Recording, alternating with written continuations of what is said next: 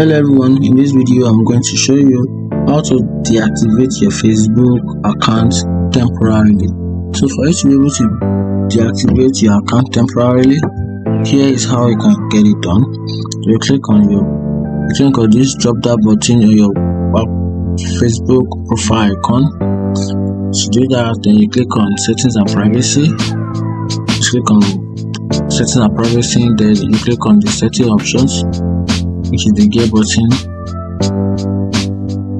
To do that, then you click on this Meta account center. You click on it. Then once you click on it, then you click on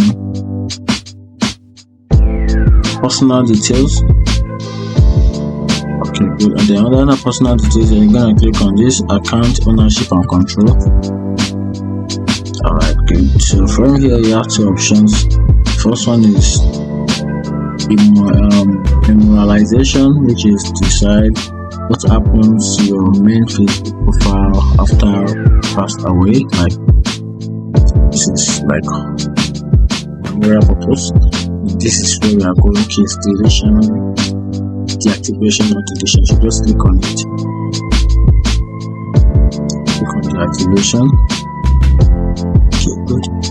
Here you can click on the account, and right here you can see deactivating or deleting your Facebook account.